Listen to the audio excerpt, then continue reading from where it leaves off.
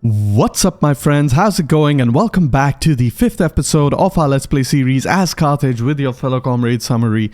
I do wholeheartedly apologize for the long hiatus that I took from, of course, releasing videos and from my YouTube channel. And I could dive into the specifics of the reason why, but of course there are a lot of reasons as to why that was. Some of the reasons, just a quick summary, of course, is that I had a lot of real life stuff, including health issues and, a lot of family things that I had to sort out, as well as work, real life work stuff, situations that was a little bit, squeezing me for time, and therefore I was not really able to do much. And apart from that, as most of you know, we are releasing the 1.3.5 public beta soon, and I had done a lot of modding work extensively on this patch, especially with the whole Marian overhaul. And of course, I will be releasing a teaser of the new Marian faction roster as well as mechanics in the near future, of course. And apart from that, I'm also helping the Divided Impera team with their overhaul of the Caesar in Gaul campaign, as well as a little bit of a spoiler.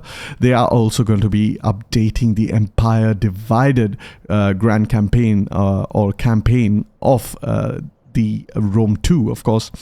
And all of that actually, honestly, I had a burnout, a lot of unit card requests, because of course, to overhaul 2 entire campaigns and all of their factions to have the new relevant unit cards, it really takes a lot of time. So I'm still putting it out there for any of you guys willing to help out with the unit card creation. I would be immensely grateful for your help. However, that being said, let us hop directly into the episode. But before we do that, we are going to cover what transpired in the previous episodes, of course. Since it's been a long time, I'm going to cover pretty much everything that has transpired since we started the campaign. Of course, we began in a very precarious situation as the Carthaginians. We had a disloyalty with our political rivals, of course. We managed to grow our holdings in Iberia, of course. For now, it looks to be relatively secure. Of course, the Lusitanians and the Averni themselves have a little bit of control over the remainder of Iberia, but for the most part, we have firmly established ourselves as the de facto rulers of Iberia. Meanwhile, we are still in a war with the Romans. We managed to rampage across the Roman Italian peninsula with Mago, of course, releasing a lot of the factions as we kept raising settlements along the way, of course. However, the Roman AI, being the Roman AI, especially in Divided Impera, where they have several buffs, of course, to their auto-resolve bonuses, have managed to reunify the Italian peninsula for the most part, with the exception of the Apuani, who are still independent over here. And that is because the minute I noticed that the Romans were consolidating Italia once again, I decided not to call in, the factions that I liberated into the war against the Romans, just to give them a little bit more time to survive against the Roman onslaught. After that, of course, I decided to let the Romans survive, recuperate, build up their strength again, and they're a pretty strong position. As you can see over here on the map, they have a lot of legions, a lot of fleets. So our second invasion of Italia is not going to be that easy, because we're going to have to contend with a lot of enemy armies in the region, of course. And deciding that Italia was no longer an option, we decided to conquer and subjugate the Hellenic world, of course.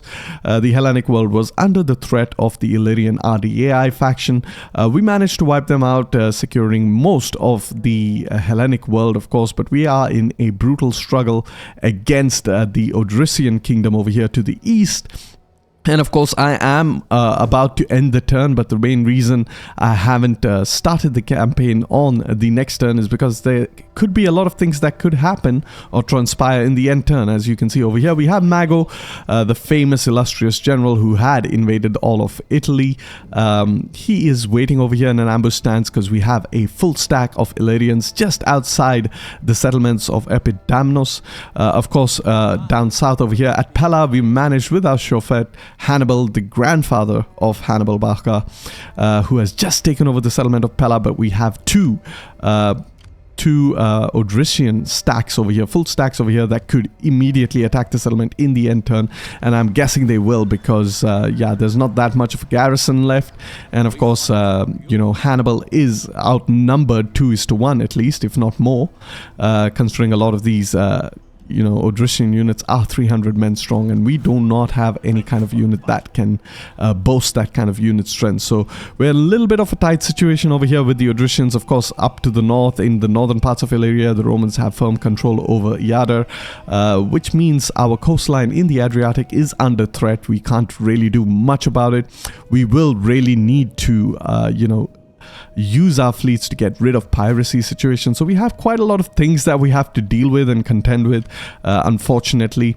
Of course, there is a stalemate over here in Sicily, since, of course, the Syracusans are being very neutral. They haven't decided to attack us yet, although this army does seem to eye Panormos a little bit, and I'm just going to check my relationships with them. Yeah, they're not too friendly, so they could possibly attack that over there.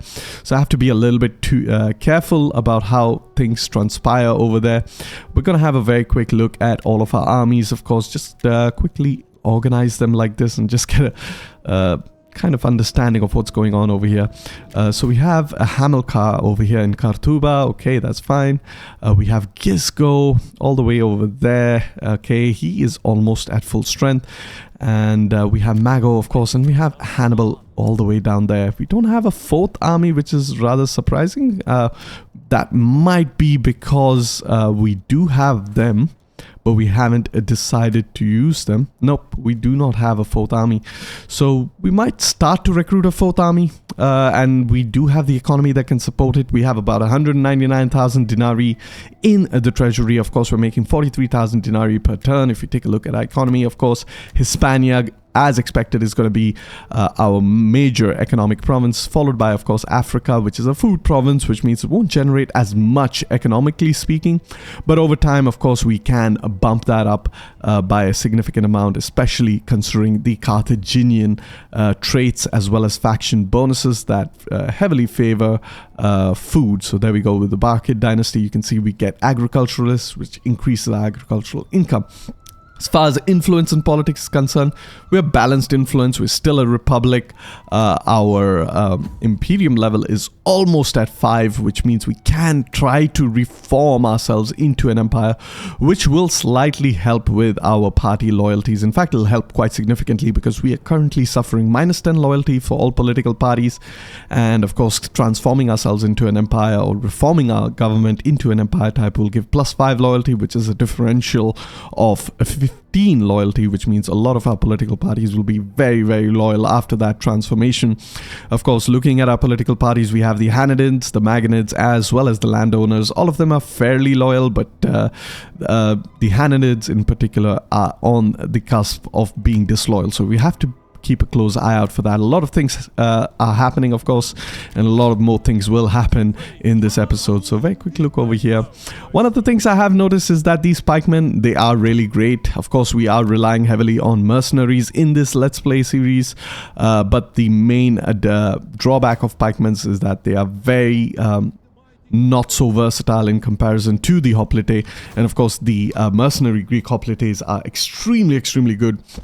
They have an armor of 35, which is, I'm sorry, not the mercenary Greek hoplites. What I'm thinking of getting is the veteran mercenary Greek hoplites that are available in Hellas. So we'll have to see how that transpires. However, with that, we are done with this turn. Of course, there was not much to do in this turn, but I am going to go ahead and end the turn. Hopefully, we will resolve the situation over here. I think the objective of this episode is not to rush Rome, rather to, crush the Odrysian kingdom and try to gain some stability in the Balkan region, of course, so that then we can focus on Rome or we can focus on some other adversaries, of course. That being said, let's take a quick look at all of our families as well as our... So we have a lot of generals over here, of course. This is Admiral, of course, Governor Generals as well. Some of the things that I would like to do is... I should probably adopt some of these characters because, of course, they could create new faction or new party, and that could be a little bit problematic. As far as political actions are concerned, we can't really do much, but we can actually start improving the zeal as well as the authority of some characters so that we can slowly start to improve our characters overall. So let's just take a quick look at some of the abilities that we can give over here. quick look at all of our provinces. They seem to be fine. I don't want to engage in too many political actions. What I really want to do is see where my fleet is. I only have one fleet under Himilcar, and it's stationed in Epidamnos to protect the settlement from any possible Roman invasions. Of course, we have a Roman army over here that can kind of go all the way to Epidamnos. Not really, so let's actually just deploy him into the port over here. Get him all the way down south. Meanwhile, this army can sort of kind of leave Apollonia. I wouldn't mind if they actually try to attack Apollonia. Apollonia has a decent garrison, but more importantly, we have a fleet, which means should that army decide to attack Apollonia, our fleet should be able to dispatch of it quite easily, thereby weakening the Romans a significant amount. Let's just quickly move this army down south because we really don't want these pikemen. We really want those mercenary Greek veteran hoplite. However, with that, I'm going to go ahead, end the turn, and I will see you all in the next turn. Alright, welcome to the end turn. We have a massive battle that's going to take place over here. And yeah, I could turn off the control large armies and fight each army individually. That's going to make things a little bit easier, of course, but I have received some criticism as to not do it. However, I'm not too keen on handling all of these garrison units, but let's just quick save over here, hop into the battle, and just use these garrison units. They're pretty much useless in such a situation, but I can kind of use them as a reserve. However, with that, quick save, hop into the battle, and I will see you all in the battle. Alright guys, welcome to the Battle of Epidamnos. We are being attacked just outside the settlement by 2 full stacks of the Odrysian kingdom, and we have arranged our main army on the high ground over here. We have our Sacred Band unit supported by our mercenary Greek hoplite, and on the immediate left and right flanks we have our Agrianian axemen supported by our Gallic mercenary band, as well as of course our Turdetani mercenary spearmen. These guys are really good. They have about 5 javelins as well, and really good shock spear weapon entry. Behind the front line we have our Balearic slingers, and there you have it. You can see they're already springing into action, hurling their missiles. I usually don't like to micromanage these guys, but I let them do their own thing.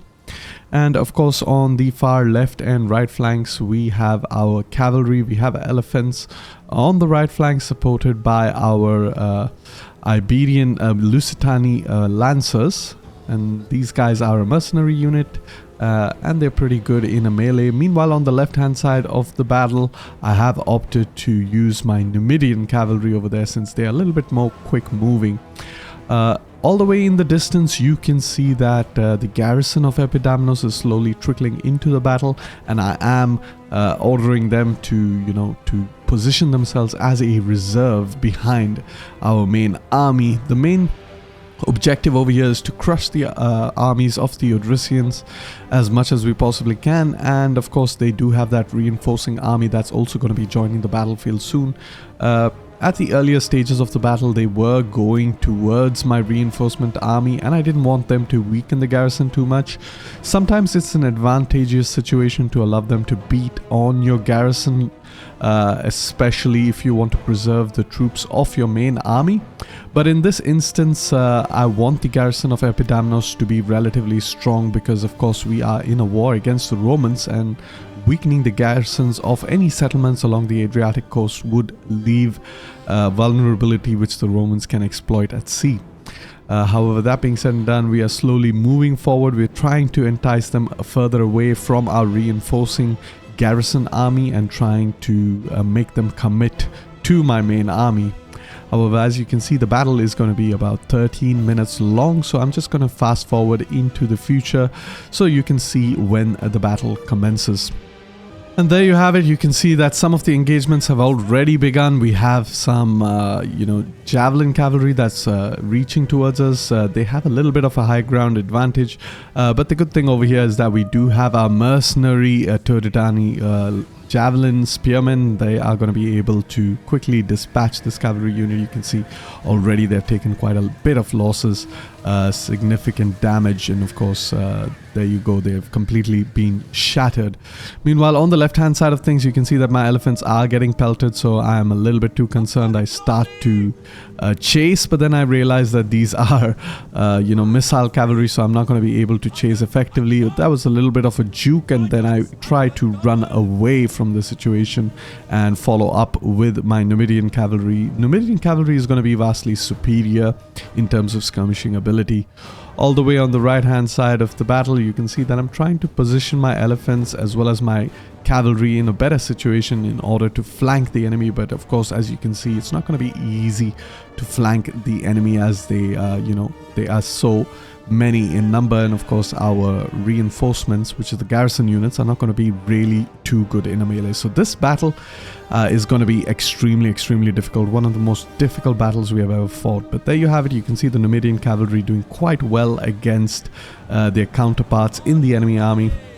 But the main problem over here are these melee units. You can see the Thrakoi Pezoi, they don't have amazing stats, but what they do have is that plus 34 bonus versus elephants, which actually makes them incredibly dangerous versus elephants. This bonus damage actually gets added on to their melee attack, so their melee attack versus elephants is 11 plus 34, so that is 45 melee attack, which is insane. And of course, it's also added to the weapon damage, so the overall weapon damage of 28, 7 of which is armor penetration, is actually added on with that 34 value, which actually brings it up to 52 weapon damage, which is also insane. So we have to be really careful with how we use our elephants against these guys. The way I go about it is that I charge my Numidian cavalry. Obviously the Numidian cavalry is not going to be able to do too well against these units, but the main objective is to distract them from directly attacking my elephants, and hoping that my elephants can win the day before they can turn around and face the elephants. But as you can see, they are charging in with more of these units that have more bonus versus elephants, so it's a very dangerous situation for my elephants.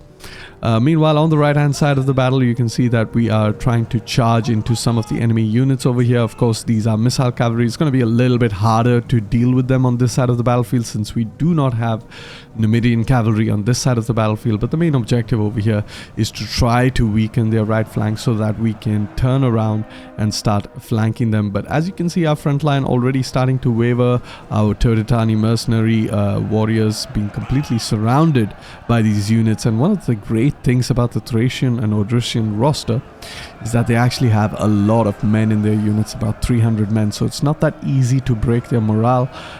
So you really have to perform amazing maneuvers to kind of crush their morale and inflict a lot of casualties as quickly as you possibly can.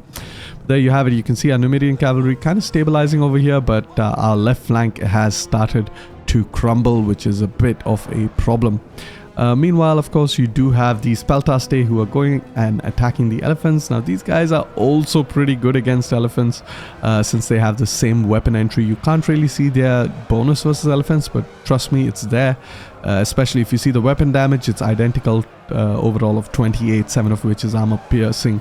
So they have the exact same weapon entry as the Pezoi, which means they can dish out some punishment, serious punishment on elephant units. But however, there you have it. You can see some of the elephants getting killed over there, so I decide to just completely ignore them, move past them. One of the things that is useful in such a situation is just moving your elephants. These units are extremely light, which means you can actually trample them with your movement, as you saw over there. And that actually sometimes even ends up killing a unit. As you can see, that guy over there, just unfortunate to be trampled over by an elephant. Meanwhile, we charge our elephants downhill into the cavalry, trying to break their morale. Keep in mind, elephants also have the scare ability, which means that even if the enemy cavalry hasn't taken quite a lot of damage, they are going to have a pretty low morale. And over here, this is where we want our Lancieri to give chase to any of the enemy units. And over here, the Peltaste have come back for my elephant units. So we're just, trying to break them. Meanwhile, all the way over here, you can start to see trouble forming up, and of course my Balearic Slingers have been targeted. We are using our entire garrison in a very chaotic manner to just hold off that left flank. We're trying to buy enough time for our right flank to start turning around. As you can see, our right flank is just freed up from their engagement, so we can start to perform huge attacks. But as you can see, my left flank has started to waver and they will crumble. Unfortunately, my Sacred Band is not doing too well. They are going to retreat into hostile enemies, and they're going to take a lot of casualties for retreating this way, because they'll have to cross this massive enemy formation, which is actually a hoplite unit, which means it's not going to be too easy to move past them. And there you have it. You can see losing quite a lot of men that way, and slowly but surely the enemy is completely encircling me. So this is one of the very hard battles I've actually fought, not just in this campaign, but in my entire career as a YouTuber. So definitely being outclassed over here. Unfortunately, we're going to keep trying our level best to keep pushing the elephants towards the fight. And yeah, there you have it. You can see that we are completely encircled. The elephants over here, they're just going to try their level best to keep shattering the morale. And now we're just desperately trying to run away from these units, because I see that they are locked onto our elephants. And there you have it. You can see some of our elephants falling down. It's very dangerous situations. Elephants quite slow. But of course, we are trampling some of the enemy as we try to get away. Elephants are wavering. We're going to try to assist over here, try to break this unit of Trachoi Pezoi. And there you have it. I used my general to ensure the morale of the elephants. So when they charge, there we go, we managed to break this unit of Pezoi. But I'm quickly getting my elephants out of dodge. We only have about 6 elephant units remaining. Meanwhile, the other contingent of elephants have about 13 units. Now in this battle, when we are vastly outnumbered, elephants are going to play a significant role. However, unfortunately, the Thracians have a very good counter against elephant units, so our Carthaginian elephants are not going to be as good, especially these African elephant war elephants. Only have 18 men in a unit. They do not have missiles. They have a moderate amount of armor. They're not as good as the Carthaginian Atlas elephants, which is what we will be trying to replace them with. However, once again over here, we're going to try to charge downhill, try to get a nice clean charge over here, try to break the enemy morale, and that's exactly how we deal with the situation. But over here you can see even more dangerously, we have more Trachoi Euxinoi, and as you can see, our front line is being absolutely overwhelmed over here. Our elephants are down to 5, so it's a very dire situation. You can see we're not in clear control of the battle. We're trying to break the enemy general, because I realized that if we can somehow shatter him, we might gain an advantage as far as morale is concerned. And there you have it, our elephants completely just running through. Unfortunately, they're not going to be able to do much, especially against these units. But the main objective over here is to try to just hold the enemy from completely encircling my own right flank. Unfortunately, over here, enemy generals doing quite a bit of damage to our own elephant units, so I decide to pull out my elephant units, desperately try to charge them into the enemy rear, but unfortunately they have been broken, so not much is going to happen over there. We're just going to pull our cavalry a little bit behind, just to perform another charge against this Thracian general. They are a two-handed spear unit, very good against cavalry, unfortunately for us, so it's not going to be too easy to break them. But of course the priority is going to be to completely shatter these guys. I decide to just avoid them for a bit and try to relieve some pressure on my front lines. There you have it. You can see the desperation here as the general himself is charging into the rear of these units, hoping to get a very good charge off. But of course everyone is tired, everyone's exhausted, so the charge is not going to be that devastating, unfortunately. And keep in mind, one of the downsides of protecting a high ground situation is, especially if you have hammer and anvil tactics, then your charge has to be uphill. Luckily for us, in this instance, this minor region over here is actually downhill for us, so charges can be quite devastating. And there you have it. You have Numidians charging in now, trying to deal some damage and whittle away the resistance that's happening over here. As far as morale is concerned, we are so significantly outnumbered. You can see the balance of power is in the enemy's favor. It always has been. But what I am going to be trying to do is try to keep breaking up enemy units like this. And there you have it, another charge versus the general, followed by a rear charge. That was a very good rear charge, and already they're losing decisively this time, which means we can stay in the fight and try to force the general to completely break. You can see their numbers dropping really quickly. This is usually a good sign, because what this means is that they will shatter very soon. And there you have it, they're already wavering, and with that they are going to be shattering completely. Cavalry is going to make quick work of these units. There you go. So that is a little bit of an advantage. You can see with the loss of their general excuse me, some of the units have started to waver. We are going to be charging our cavalry into that wavering enemy formation. Most of them are wavering and steady, sort of, so pretty low on their morale. But if we charge over here and get a good clean charge off, we can perhaps just shatter their morale, which is what we need in order to create a mass rout situation going on over here. And so there you have it. You can see we are slowly starting to gain control of our left flank, surprisingly, even though the right flank seemed to be holding up pretty well. And as you can see, all that remains on the right flank is actually our last unit of Greek hoplites, and they're not doing too well. But we have managed to completely shatter the enemy left flank. You can just see that so many of them are actually retreating with the loss of their general, and with that massive rear charge, we are able to get several of these Thracian units into a retreat. Unfortunately, the priority isn't to give chase to them, it's to kind of save the remainder of our army. So that's exactly what we're going to do. You can see the balance of power finally in our favor. It's about 30 seconds remaining for the battle, and right now we are going to try our level best to keep charging into the rears of the enemy. We're ignoring a lot of these units, and we're just going to charge, and with that we have won the battle, shattered the enemy morale, but it came at a very high cost. Alright, and there you have it, a victory against the Odrysians, a very hard fought victory, and it is a Pyrrhic victory. We have lost quite a bit of units. It wasn't really the best battle I've ever fought. In fact, one of the worst battles I've ever fought in my entire YouTube career. We've lost quite a bit of units, and we'll have to see the damage that we have taken after, of course, this battle. But we have managed to significantly weaken a couple of Odrysian stacks over here.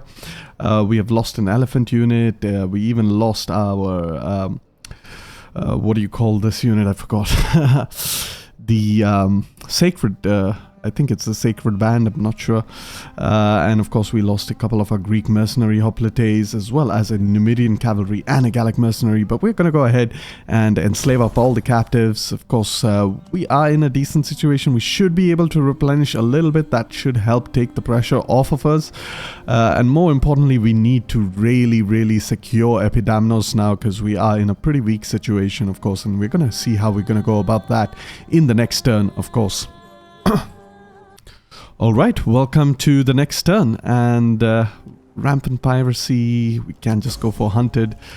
Port settlement of Pella is under siege, and it is going to be replenished, so I'm not too concerned. What we are going to do is just quickly see if we can get an Agrarian axeman. We cannot, so we're going to move this army over here, try to get some of those better mercenary Greek veteran hoplites. Now these guys are much better. They have 37 armor and of course a lot of really good stats, so pretty happy with that for now.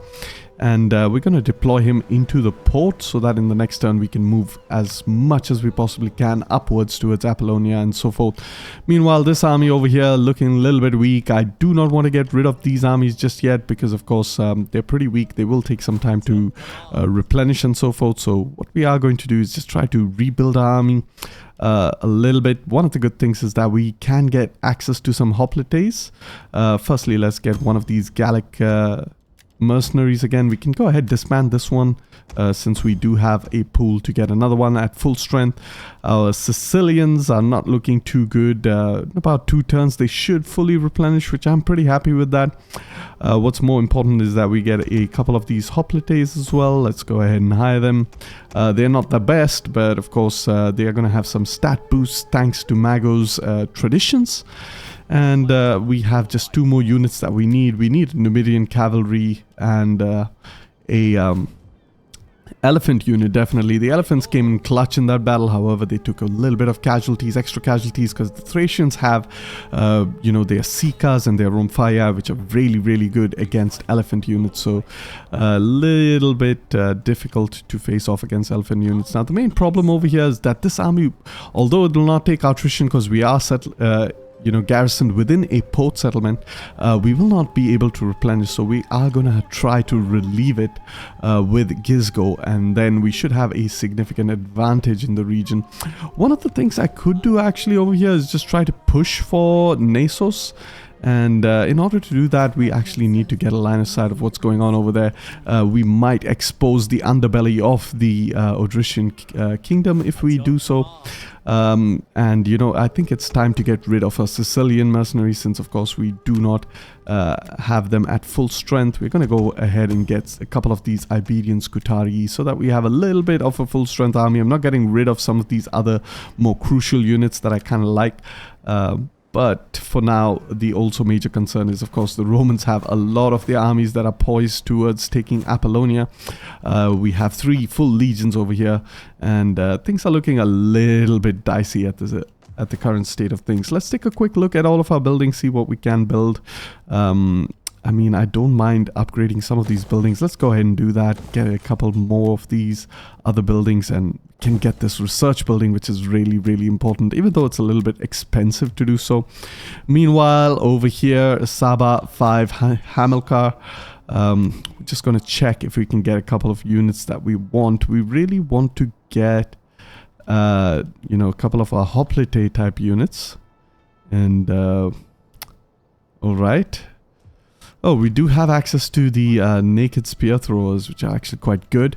But we are waiting for a couple more turns to get access to some of these better units, of course. And then we can have a full stack of an army over here. And perhaps we are going to start continuing our expansion into Iberia, wipe out the Lusitanan, and then get a more firmer, secure foothold in Iberia. Of course, if we take over the Lusitanan, we will have no concern of our westernmost flank of our Telesocratic Republic, of course. However, over here, since we do have an extra slot in which we can get units, since, you know, we need an extra cavalry. These guys are kind of like Numidian cavalry, just not as good. But what we really need is access to some elephant units. But unfortunately, we do not have the building requirements that we need over here to build those elephant units. What we really also require is to get this 3rd level of barracks, which we are currently researching, because that will give us access to Atlas elephant units, new unit card over there, looking really nice. And these units are significantly better than any of the elephant units we have right now, because we have just about 18 man strong unit with the elephant units. But of course, the Carthaginian Atlas elephants, not only are they better in terms of armor, they also have missile damage, which the other elephants do not have. They only have a rider, but more importantly, they have 36 men in the unit, which is really, really good. It's a really decent size for an elephant unit. However, with that, I'm really contemplating if I should go ahead and push the attack into Nasos. A major problem, of course, is that we do have a lot of these Thracian units down south over here. As you can see, take a look at these Thracioi, Pezoi, and these Thracian footmen, of course, have a 34 bonus versus elephants, so they are a very hard counter to our Carthaginian style armies. But I think I am going to go ahead and just attack this army. Just go ahead and attack it over here. Quick auto resolve out to do it. That should wipe out a couple of these armies. We can go ahead. This army, that is really interesting that the army did not actually die. But we can see Nasos has a 16-man garrison. You know what? I'm just going to retreat a little bit for this turn and perhaps get... I really don't know what I can get over here, but... okay, we can kind of merge this unit, disband this unit, merge this unit as well, get rid of this unit, get full strength units once more, and perhaps we can get a... I don't know really what to get over here, but I am gonna go for a unit that's just temporary. That will help a little bit with my replenishment rate, and then I'm going to push towards Nasos and then try to reorganize my army. However, with that, we are more or less done with this turn. We are going to go ahead and end the turn. But before we do that, we're going to engage in some politics, of course. Go ahead, improve the cunning as well as the authority of characters. Since this character is kind of fully leveled up, can go ahead and do that. Educate some children. Okay, there we have it. And we definitely want to adopt some characters, so let's actually go ahead and adopt them, because we do not want to have an issue where, of course, you know, we are not able, or we create another political party. We're not going to marry off our adopted characters, of course, because we do not really want to do that. As far as economy is concerned, we're looking quite good, so I think it is time that we recruit another unit, and this is Hanno over here. Where do we have Hanno? I think this guy Hanno over here, we're using him as a governor, so we might as well just recruit him. Reinstate legacy Shumal of Euphronta, but we already have a governor general over there, so we can just reinstate him in Ibosum and just deploy him over there in the port. That does help out with the public order a little bit, and of course I will go ahead and rename it to Ibosum as well. Apart from that, we definitely need to create our fourth army, because we are getting overwhelmed over here. We have Hiram as well as Pisin. Battle captives, morale for all units. I think Hiram is the right choice. So we are going to go ahead and get him in Gadir. There we go. Raise an army. And we are going to go for the Carthaginian Sacred Band Cavalry, of course. So there we have it. Hiram, raise the Carthaginian Sacred Band Cavalry. Deploy him in Gadir, of course. And since, of course, we are not doing... we are not recruiting anything as we are waiting for the appropriate building, we can go ahead and start, you know, building up this army over here as well. Don't really want the elephant units. We can go ahead and... disband these elephant units. Should help a little bit with the income per turn. And what we are going to focus on is, of course, getting our sacred band. And apart from that, yeah, okay, let's just take a look at this army over here with Numidian cavalry, and we can go for the Iberian slingers as well. So let's just go ahead and do that. Get a couple of these Numidian cavalry, get a couple of the Iberian slingers as well, and there you have it. That's perfect. I am going to go ahead and end the turn, but before I do that, I think we have to preemptively attack these Roman armies over here, because if they do decide to attack Apollonia, we are going to be on the significant back foot, and we don't really have the ability to recruit fleets over here. And of course, we do have that piracy still rampant in Africa. What we really need to do is start building up another fleet as well, and I think I will go for Pisan when it comes to building up another fleet. Alright, so let's just hire Pisan over here. Go ahead, give him... Oh, okay, we can't reinstate a fleet because we are at full capacity. Maybe we should get rid of this guy as the Shumal of Euphronta, and instead recruit a fleet over here with Pisan. Let's just raise a fleet, normally give him the best possible ship, and deploy him into Akragas.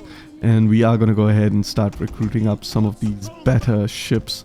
Of course, we need 2 fleets right now, because of course we are significantly outnumbered. And I'm just going to quick alt tab over here, hop into ChatGPT, which I like to do in order to name my armies. Hopefully I still have those army names ongoing.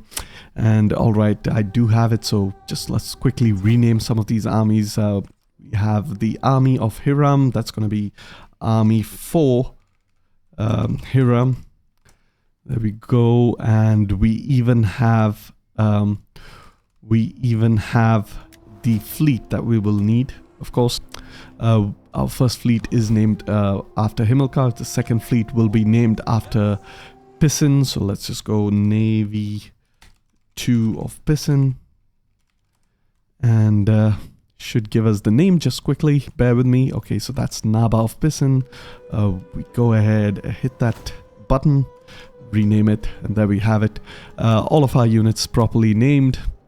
And of course, finally, we want to also... It's a landowners party. We're going to raise an army over here. And we're going to replace him with, of course... we're going to replace him with Hanno. And we're going to rename this army as, of course... the Shumal of Ibosum. So let's just go ahead and do that as well. Regional Governor of Ibosum. And just waiting for the prompt. And there we have it, Shumal of Ibosum. Let's just go ahead and rename him. There we go. Perfect. And in the next turn, we can replace him with Hanno, who already has some stats that will help with the public order as well as the taxation rate. However, with that, we're done with this turn, but what we are going to do is we are going to go ahead and be a little bit aggressive over here. The garrison, I wonder if it's going to be a...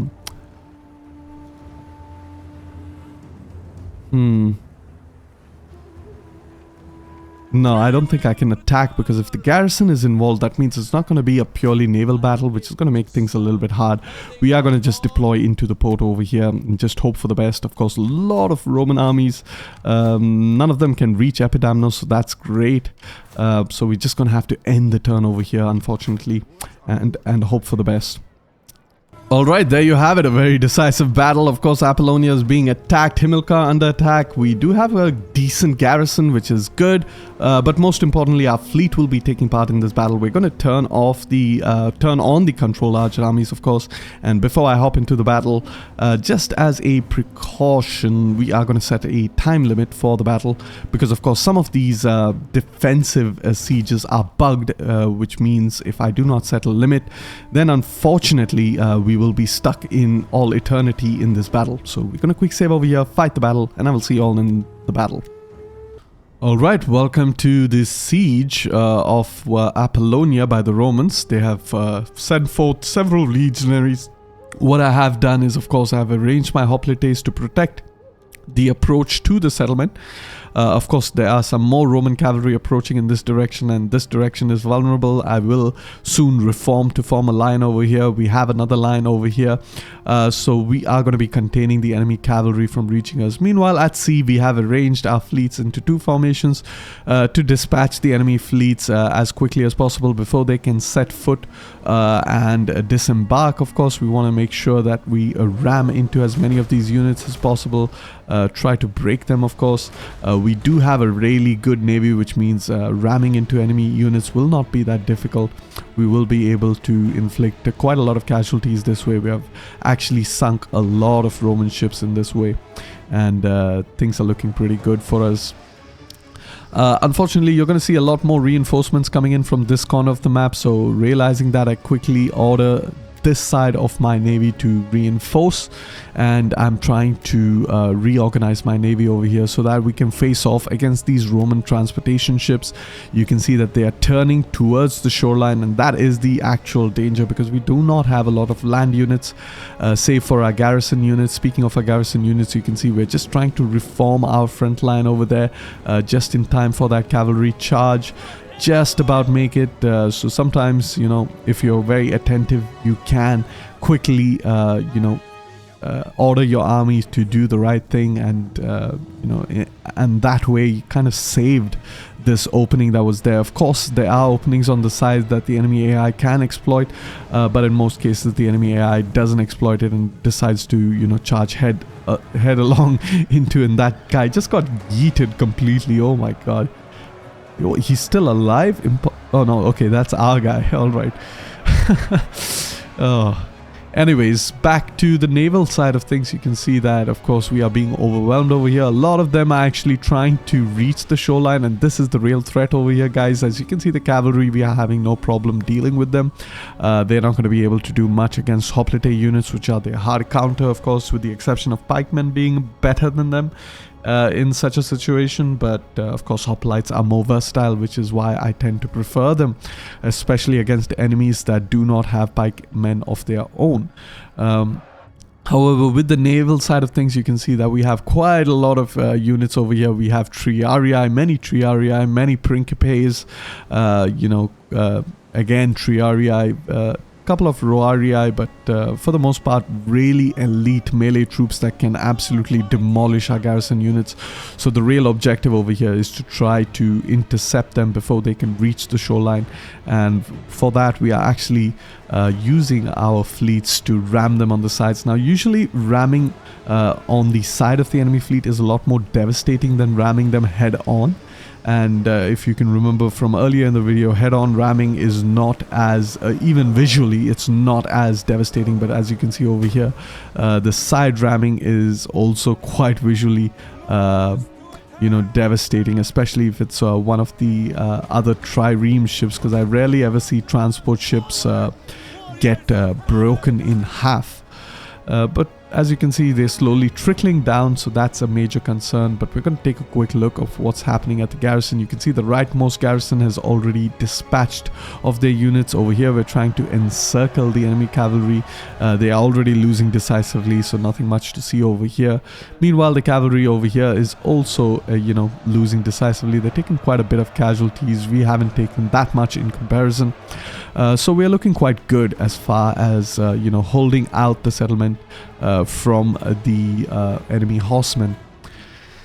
Back to the naval side of things, you can see there's just about 3 minutes left for the battle. We're going to try to destroy as many ships as possible. The balance is finally in our favor. There you go. You can see we're just continuously trying to ram the enemy fleets, the enemy transports, trying to gain some sort of an advantage. And you can see it's just chaotic over here. A lot, very less space to maneuver.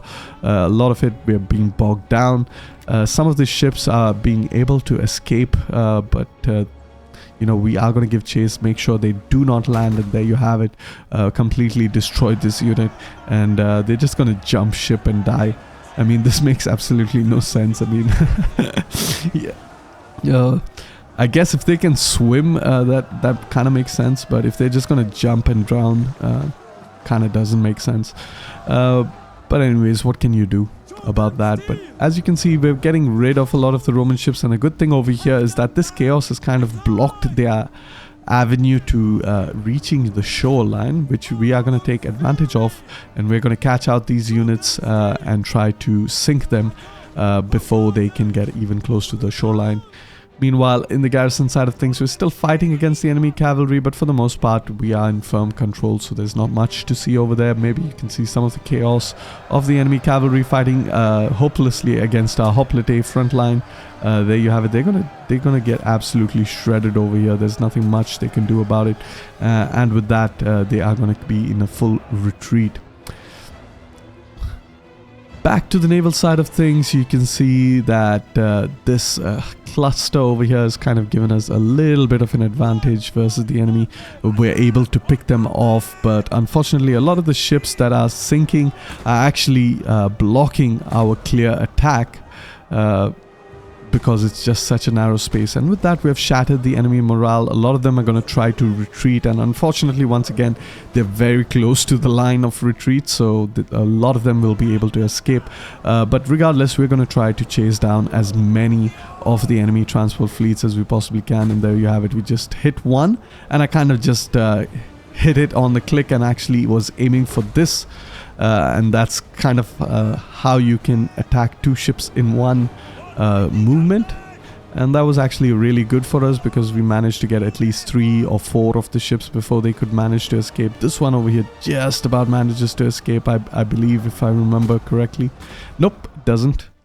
And yeah, with that, we have gone ahead and won the battle. Alright, and there you have it, a very decisive victory, a heroic victory in fact, against the Romans. Managed to sink a lot. We lost a couple of ships, but that's a fair trade-off considering we wiped out almost 3 entire Roman legions, and we managed to secure Apollonia for now, and we really have to think about how we are going to prevent the Romans from continuously attacking us over here. One of the things we could do is to liberate Taris, and that should slow down their invasions, but for now we're going to just liberate all, or enslave up all the captives, and just hopefully try to push the Romans further behind and try to secure ourselves. Meanwhile, we're still waiting to see what the RDAI will be up to, or rather the Odrysian kingdom, rather, what they will be up to. And we will have to just wait and see in this end turn if they will decide to attack us, especially at Pella. They have a decent advantage over us, 2 stacks against our single stack. Of course, our faction leader trapped within the settlement. So it is a very high stakes situation. And there we have it. Okay, they are moving a little bit up north towards Nessos because they do realize that they have left themselves quite vulnerable. So yeah, we have a little bit of a breather, and I will see you all in the next turn.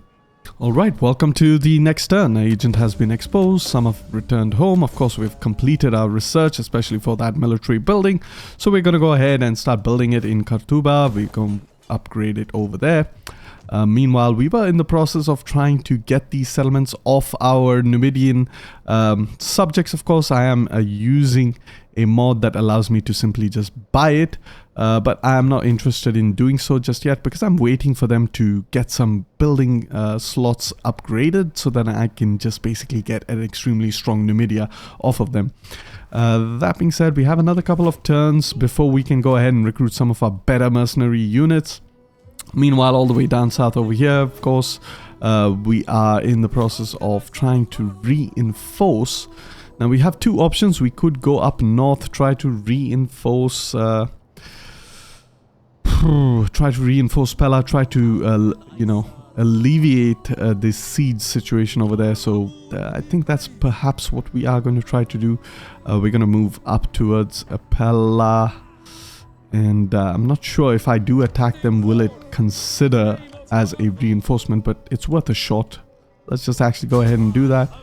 It's not considered as a reinforcement, but we can just auto-resolve this one. It's pretty easy now considering they don't have their supplementary army. Of course, we shouldn't lose any troops. We're just gonna enslave up all the captives. They're gonna retreat a little bit further. This should give us a good opportunity to just attack with the other army, of course, and have a extremely positive roll over here. We've managed to wipe out that army. Meanwhile, this guy can kind of replenish, but I think the main thing to do is to kind of move down south, all the way down here back to Athens. Just get rid of these pikemen and try to get some of these mercenary hoplites instead.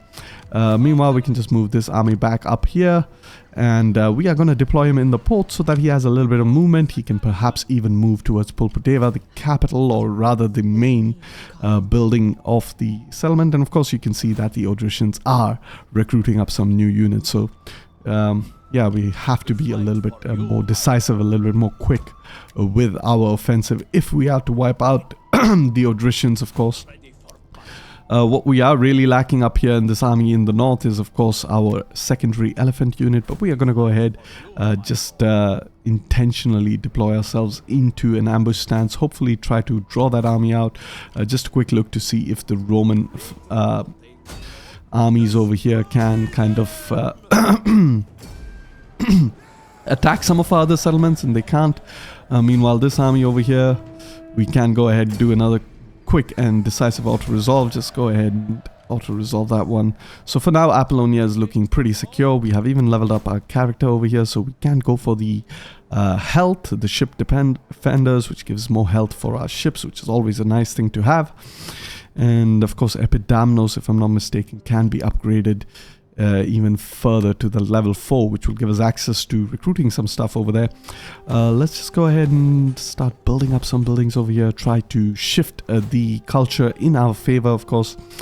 And right now, since the Romans cannot really attack us, they do have an army over here at sea that could move all the way towards Iadar, so we have to be a little bit careful of that. But we are going to stay as close to the border as possible, go into that ambush stance, hopefully try to draw out this army, and we can pretty much attack this army from multiple directions in the next turn, so we're looking quite secured. Meanwhile, over here we have our second fleet, which we can start to build up a little bit more, and we are running out of manpower over there, so I'm not too inclined to deplete my entire manpower pool over here. Perhaps we could move towards Carthage, and I'm not too scared of this pirate fleet. It should be quite significantly depleted. Yeah, there we have it. It is fairly depleted, so we're just going to leave it over there for now. And we are just going to recruit a couple more of these ships from our homeland territories so that we have quite a big fleet, starting to get some massive fleets, and we're going to slowly cycle our fleets over here to try to build them up to full strength. Meanwhile, a quick look at our territories. Everything seems to be fine. Don't really need to build anything much more. But what we can do is focus on our technology.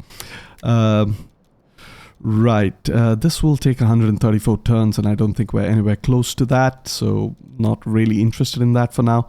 We could upgrade the cattle ranch, which is a very important building to have, especially if we want to boost our economy even further. Considering we're going to have 5 full stacks of armies, I think this is the play. Meanwhile, all the way over here, we do slowly want to phase out some of these units. Now, there's 2 ways we can go about this. We can wait for these buildings to be built up, which will take about 16 turns, because we need to get the Holicideros barracks first, and then the Hoplite barracks in order to get access to these Carthaginian Atlas elephants. That will take about 16 turns. The alternative is in 10 turns, we can build another army over here, recruit up those elephants, march them all the way across Africa, all the way over here. But since we do have to wait 10 turns in order to do so, it might not be that efficient time-wise, so we might as well just recruit them locally from Macedonia, of course.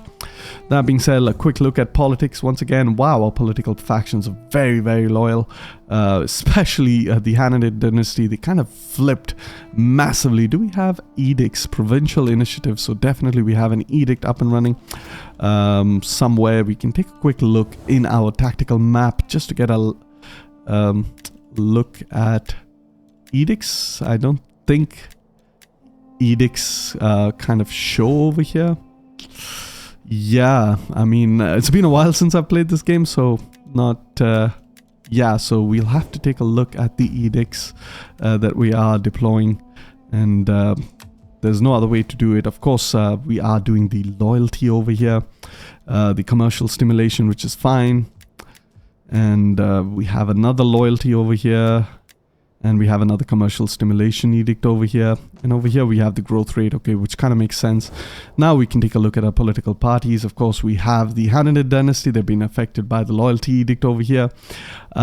These guys, over here, this loyalty edict doesn't make sense because we own that land. We might as well dish it out to either the landowners party or the Magonids, and the landowners party in control of this region will make more sense. So let's just go ahead and give them that loyalty edict over there as well. And with that, we are ready to end the turn, and I will see you all in the next turn. Alright, welcome to the next turn. A character has increased in rank. Let's just quickly go ahead. It's the leader of this army. For now, we can just get that replenishment rate. A skilled tactician, I could not really upgrade that further, so okay, I'm pretty happy with that. Meanwhile, we do have spies over here. The Odrysian kingdom slowly building up their strength once more. So yeah, okay. Right, not much else to do over here. We can go ahead and build up the stables over here, which is what I want to do, and want to build up our port over there as well. I think the stables is a good option. So we'll just retain that stables over there. Take a quick look at some of our other provinces. We can upgrade these temples over here. This should help with the cultural conversion, of course. Could get a stables over here as well.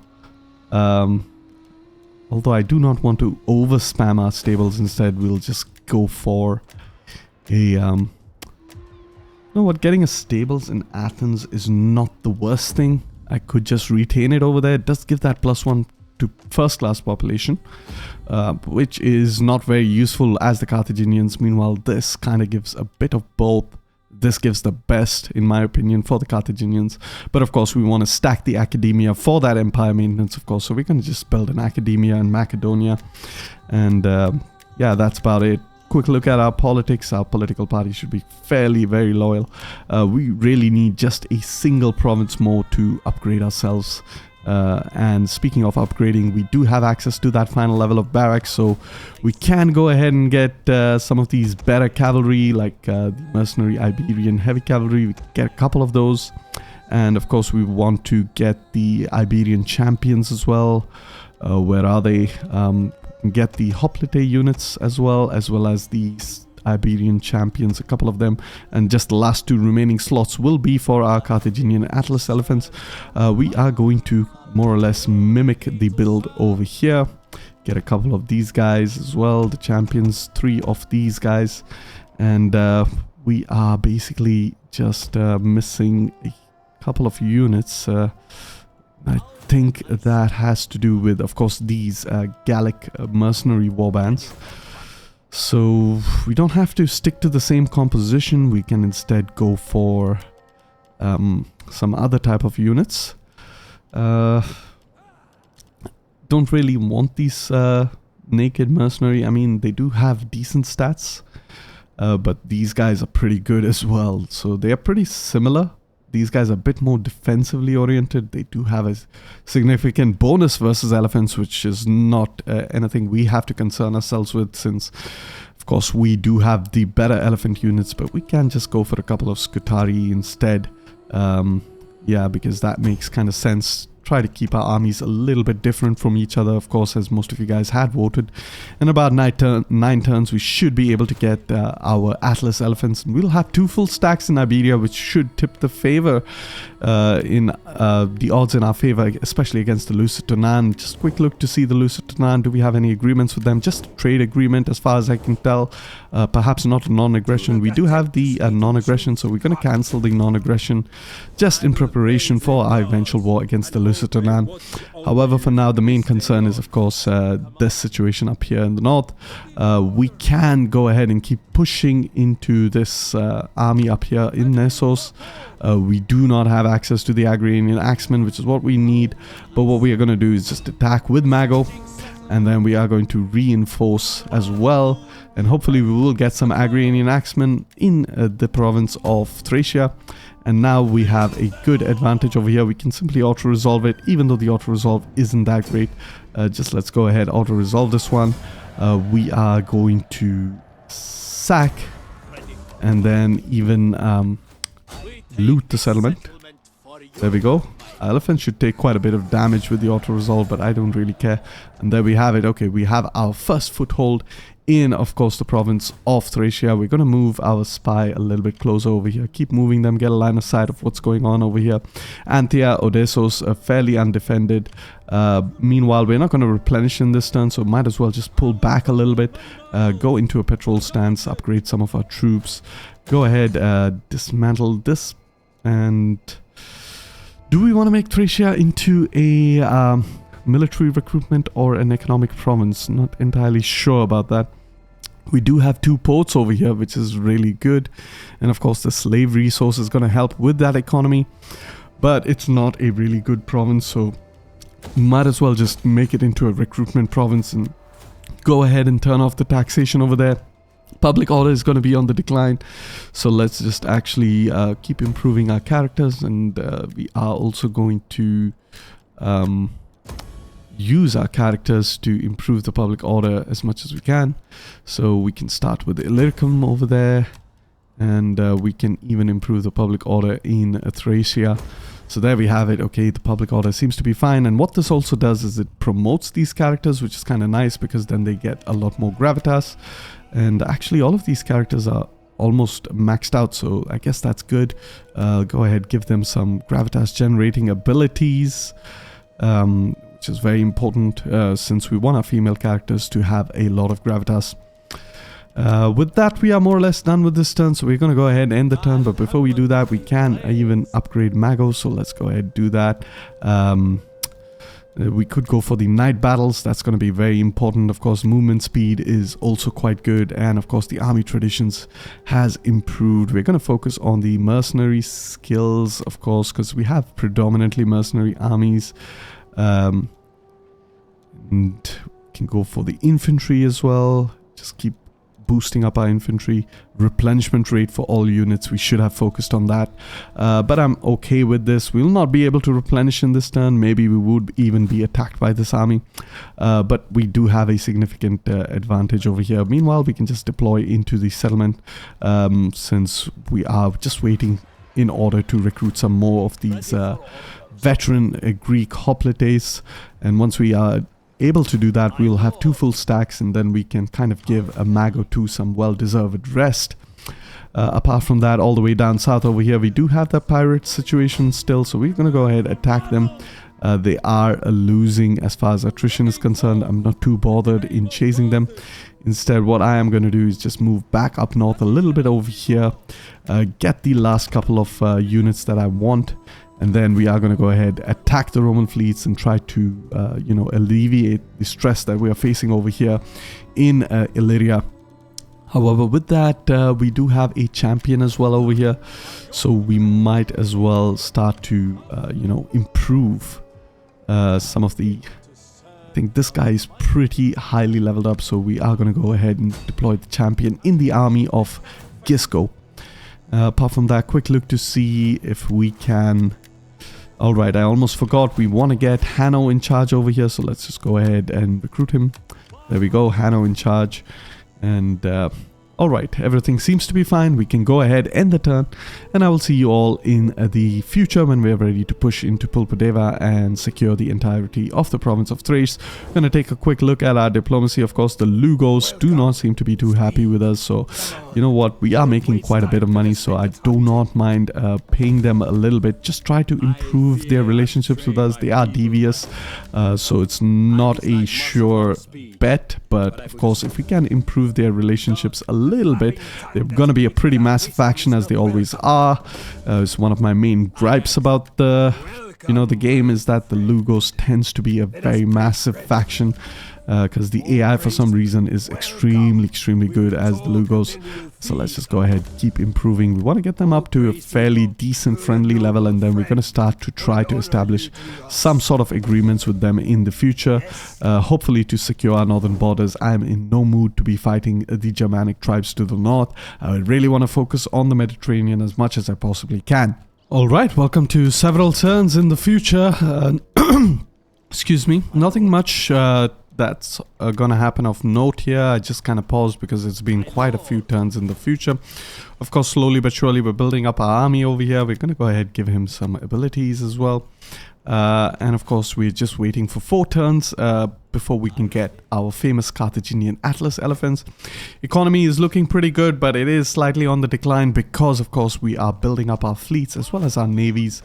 We're going to go ahead and just upgrade these buildings over here. So in about 10 turns, we should be able to get Carthaginian Atlas elephants in Macedonia as well, but we are going to get that a little bit sooner because in about 6 turns, we will have the barracks available in Nasos. Meanwhile, Sabatri Gisgo just waiting in an ambush stance, trying to break the deadlock over here. We have moved back Sabatu Magos, a bit under-manned right now, and about 3 turns we should be able to get some better, more elite units for that army. Meanwhile, over here, Saba 1 Hannibal still waiting for that final, Greek mercenary veteran hoplite. And once we get that, then we have 2 full stacks. We will be able to push into the Odrysian kingdom. Meanwhile, over here in Africa, we are recruiting up Naba 1 Himmelkar to its full strength almost. And we do have 2 supply ships over here, and that's because I did not actually build a supply ship over here. So I'm going to transfer them over. And that's the main thing. Of course, we do have some Roman fleets in the area, which is a little bit problematic, but we are going to slowly try to wipe them out. We do have some Roman legions starting to build up once again in Italia, having defeated those 3 legions prior. But apart from that, nothing much else has happened in the end turn or in the turns between turns. The only significant thing is that I have increased my influence quite a significant bit. And as you can see, the reason I'm doing this is because we are finally Imperium level 5, which means we can transform ourselves into an empire, which is what I want to do. But of course, we have to play it very, very safe. Of course, we are, having really high influence, which is not really good as a republic. But unfortunately, that's the only thing we have in store for us. We have to actually go ahead and do that. Let's just go ahead quickly marry off this character over here. Send this character to improve the public order in some provinces. I think Thracia is in the most need of it. So there we have it. They're a little bit positive, so we can start to gather support for a bit more influence. We should be at about 62% influence, which is kind of nice. We can bump that up a little bit more, 64%. So just in about another couple of turns, we should be able to transform ourselves into an empire, which is what we basically need. We can actually also go ahead and get some food. Hopefully this doesn't drop our influence value. It's still at 64, which is great, which means we can actually gather support one more time. And that should keep us at 66% influence, which means we can transform into an empire. Unfortunately, what this will do is it will give us negative 30 loyalty for all parties, which is a little bit scary, guys, because what that means is we could have a civil war in our hands. So we're just going to wait it out a little bit before these political actions kind of decay a little bit, give us a little less malice. But I think the most important thing is that it should give us plus 15, so we will not have that much of an issue. So in the next turn we are going to transform into an empire, that's for certain. However, with that we can go ahead, end the turn. The main thing is we are waiting for some of our barracks to complete building over here so that we can build up Sabatu Mago to his full strength. Of course, we want to be able to use him. We can get rid of some of the units, to be honest, so that we can get some more elite units over here, but we're just going to wait and see. Hopefully I will get this final mercenary Greek veteran so that I can start pushing into the Odrysian kingdom. Unfortunately, they're getting quite a significant momentum rebuild over here with a lot of armies building up to their full strength. So I definitely need that Greek mercenary veteran hoplite so that I can push a little bit deeper. Of course, Odysseus and Thea itself is not that well defended. Pergamon, are they at war with the Odrysian kingdom? No, they are not, but they have stationed their army over here, so they might decide to attack Anthea. Apart from that, in the turn between turns, we have managed to establish friendly relations with the Lugos. We even convinced them to join the war against the Romans with us, so that means over time they're going to get even more positive relationships with us. So we could possibly even establish a defensive sort of agreement over there, try to secure our northern reach over the Balkans and not have to focus north of the Danube for now. However, with that, we can go ahead, end the turn, and I will see you all in the next turn, because of course I am going to try to reform into an empire, and then hopefully we'll be able to push in a little bit with this army over here. And in case we're not able to, then I might just bite the bullet, get another hoplite unit. We do have the Athenians over here. They're not that great. And you know what, I'm just going to recruit them just in case we do not get that proc in the next turn, so that we do not waste any more time and give the Odrysian kingdom the momentum they need. Quick look at all of the buildings in the Odrysian kingdom, nothing too significant. We did get lucky with Nasos because they had a level 3 barracks, which I could quickly transform into a hoplite barracks, which will give us access to these Atlas elephants, which is what I want for now.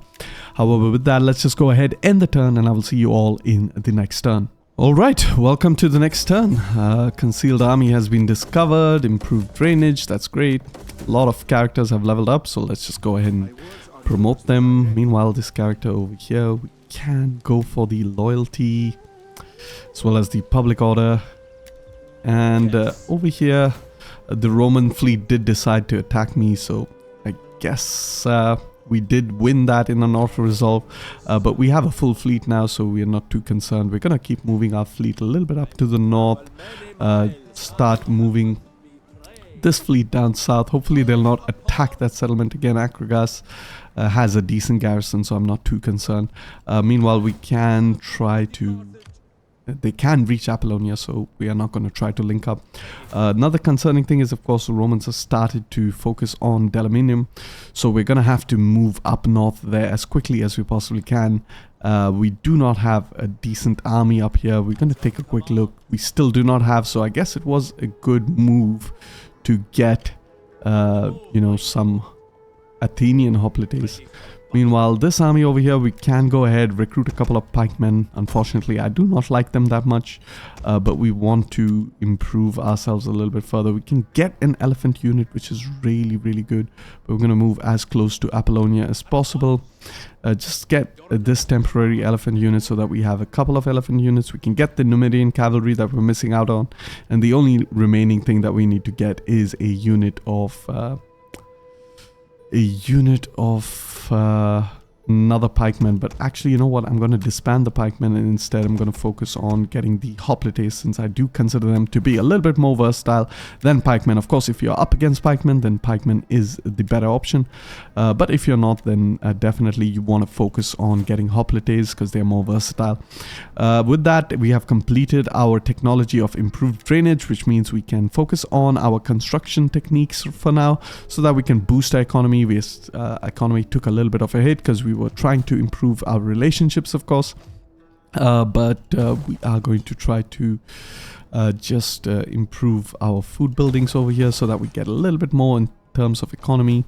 Apart from that, everything else seems to be fine. We can spend money in improving our libraries, because that is very, very important, that we get the max level of libraries so that we get the maximum amount of empire maintenance reduction. And with that, we are pretty good for our buildings. We take a quick look at our politics. Keep in mind, we do want to convert into, of course, a empire, which I think we should be able to. We are 65, just about able to do so. So let's just actually apply ourselves into an empire. Might not have been the perfect time to do so. We're going to lose quite a bit of public order across our realm. A lot of our political party is going to be a little bit disloyal. So we will really have to deal with that. And the way to deal with that, I think, is to try to improve relationships, which we cannot really do. Okay, there we have it. We have improved relationships. So let's actually do that to the faction that matters the most. Okay, there we have it. And this faction over here, we can try to improve the public order in our least developed province. Okay, so they are contained. Meanwhile, this character over here, we can go ahead, keep improving the public order a little bit as well. Okay, they are fairly contained. We're gonna try to get for food as well. And most importantly, just do another public order just to be more safe. There we have it. All right, so now we are no longer at risk of civil war, and we have managed to even reduce our influence just a little bit. And we're going to keep doing these actions, trying to reduce our influence even more, because we're getting a lot of negative modifiers from being too influential. Of course, we are a republic, so we should try to be more balanced as far as our influence is concerned. Meanwhile, Saba over here is even leveled up, which is great. We can get some army upkeep cost reduction, focus on the morale for elephants, of course. And there we go. Authority is always a nice thing to have. And with that, we're done with this turn. We're more or less secured over here. We have been discovered over here, so we can just move a little bit up north, try to reposition our ambush. But in due course, we will be able to push deeper into the Odrysian lands. And you know what I'm going to do? I'm actually going to deploy this guy into the port so that he can move a little bit further into Anthea in the coming turns. However, with that, we can go ahead, end the turn, and I will see you all in the next turn. We are going to move up Saba to Mago, all the way up to Iadar, and try to conquer the settlement from the Romans, thereby securing Illyria. And then we can perhaps position our spy to get a better line of sight of what's going on over here. There we have it. You can see a full Roman stack that's moving towards the other, so we might not be able to make it in time to conquer the settlement. But we do have fleets, which means we can perhaps attempt amphibious assault of the settlement. Iadar itself has a pretty good garrison, so it's not going to be easy to do so. But for the most part, our coastline is looking a little bit more secure, of course. In the next turn, we should be able to upgrade the garrison in Epidamnos, which is the weakest point right now. But should we be able to do that, then, we will have a pretty strong Adriatic coastline. However, with that, I'm going to go ahead, end the turn. I will see you all in the next turn. Alright, welcome to the next turn. Characters have returned from mission. A child is born. A great fire in Nessos. How wonderful, just when we did not need that for that to happen. And okay, speaking of Nessos, we want to move our army a little bit closer. We can move all the way, attack Anthea. That's going to be great. Let's just go ahead, attack the settlement. And we could auto-resolve this one. Yeah, I think because we're running out of time, we might as well just auto-resolve this one. We will take a bit of casualties, but I'm not too concerned. Of course, the elephants are going to take the most. We are going to just loot the settlement. And there we have it. Okay, we have increased in rank. We can improve our characters as well. Definitely took the knight attack, which is great. And I think in terms of abilities, just gonna recheck what kind of abilities I've gotten over here. Okay, we got the cavalry, and we have the movement speed as well. Alright, so let's just see if we have the same abilities over here. We have the cavalry. We do not have the movement speed, so let's focus on that. Get the movement speed, perfect, and just level that up a little bit. Meanwhile, over here we can go for the replenishment rate as well as the melee rate. And then we can upgrade our cavalry, because of course we have the level 3 stables, and we can deploy ourselves into the port over here. Quickly going to just repair the buildings and dismantle the buildings we do not need. And can we convert this into a we cannot convert it into that port, so we might as well just destroy it. And finally, gonna take a look at all of our buildings quickly. We can upgrade this academia as well, so let's go ahead, build a shrine of Balahamon over there. And alright, I'm pretty happy with that. We're looking quite good, quite decent. Meanwhile, we do have a fleet that's making its way towards the Adriatic that we do want to transfer over a supply ship, and there we have it. Okay, so now our fleet is quite good. We're going to move our other fleet all the way up towards the other, and this fleet can now take control of Apollonia. Meanwhile, Sabatu Mago can also march all the way up towards Delaminum, and we can even upgrade the cavalry over here to get a little bit more speed. In about a turn, we should have our buildings built up over here, which is also great. Unfortunately, we are having a bit of a public order situation over here, so we better just deploy over there just to prevent a rebellion from happening, because that could significantly slow down our invasion of the Odrysian kingdom if we have a rebellion. Although I do not actually mind getting a rebellion, because that could help with boosting our public order. So you know what, I'm actually gonna put this guy out of the settlement, kind of trigger that rebellion, hope for the best, hope that it actually spawns at Nasos, and then I'm just going to protect Nasos and continue my expansion in the eastern parts of Thracia. That being said, we can take a quick look. In a couple of turns, we should get access to our Carthaginian mercenary elephants. We want to keep decreasing our influence, of course, while simultaneously improving our influence situation. So there we have it. We can even marry off some characters, hopefully to improve the influence balance over here. So there we have it, 63. We're going to keep reducing our influence slowly but surely, but we're not going to spam the buttons because of course it's going to really eat away our treasury. However, with that, we're ready to end the turn, and I will see you all in the next turn. Alright, welcome to the next turn. We're going to take the civil development, since we do have an incentive to do so. Okay, there we have it. Meanwhile, the rebellion has spawned in Nasos, which is perfect for us. We're just going to deploy over here and use them to kind of improve our public order in this region, of course. Meanwhile, Sabat 1 Hannibal has also kind of replenished, so we're going to go ahead, attack Odessos. Once again, a simple auto-resolve. This time we can loot the settlement as well.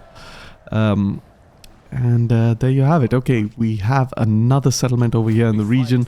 We're going to deploy ourselves into the port to help with that replenishment. Go ahead, upgrade this building. We're going to build a barracks over here. There we go. We can dismantle this building just to get a little bit of a...